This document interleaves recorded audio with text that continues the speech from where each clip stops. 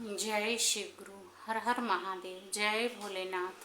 सब गुरु भाई गुरु बहिना लोगन के हमार प्रणाम बाटे। और आज हम फिर से एगो शिव जी के प्यारा सा गीत लेके हाजिर बानी आप सबके बीच में। अगर अच्छा लगे तो कमेंट बॉक्स में एक बार हर हर महादेव जरूर लिखल जा। ते आई चलिन सबे। हो फूला लोढ़े गैली गौरा मालिया बगिया हो लोढ़ी लिहली भंगिया धतूर। हो फूला लोढ़े गैली गौरा मालिया बगिया हो लोढ़ी लिहली भंगिया धतूर।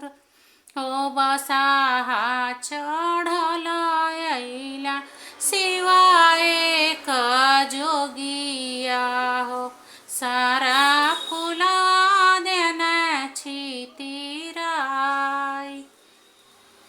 हो बसाहा चढ़ल अइला शिवाए क जोगिया हो सारा फुलवा देना छितिराई। रोअत बिलखत गौरा घर चली अइली हो अम्मा गोदिया रोए गंगाधार।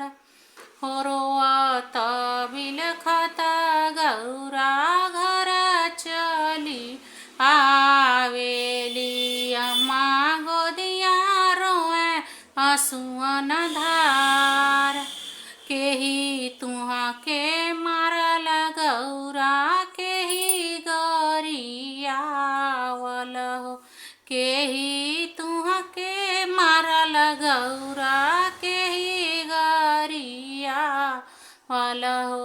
काहे रो नैना भरी लोर हो काहे रो नैना भरी लोर।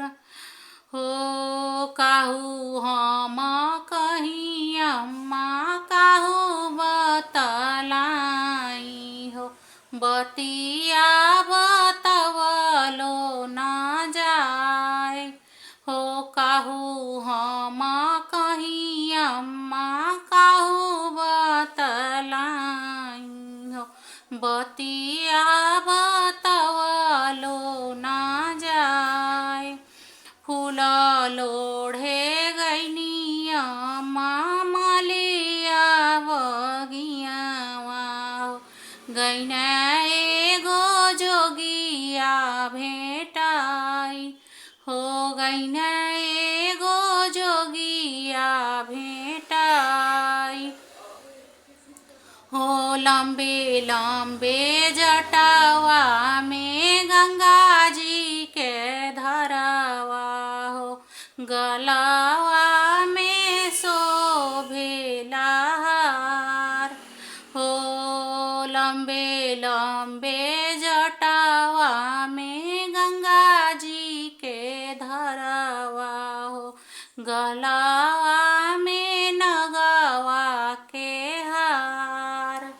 भसम भभूतिया से अंगाली पटल तिरसुल डमरुआ उनके हाथ। हो भसम भभूतिया से अंगाली पटल तिरसुल डमरुआ उनके हाथ।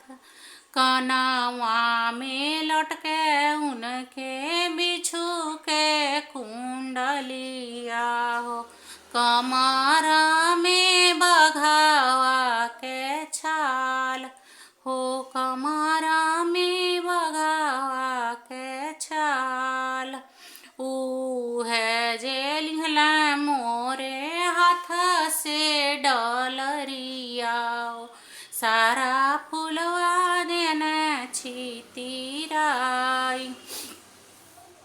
हो सारा फुलवा दिन छितिराई कहवा जे गैल गौरा बुधिया गे अनवा हो अकेले तुहरो गई न माराई हो कहवा जे गैल गौरा बुधिया गे अनवा हो अकेले तुहरो गई न माराई ऊहो जे हमें गौरा तीनों लोक के मालिकवा हो हमारो जे लगी है दामाद हो जे हमें गौरा तीनों लोक के मालिकवा हो हमारो जे लगी है दामाद।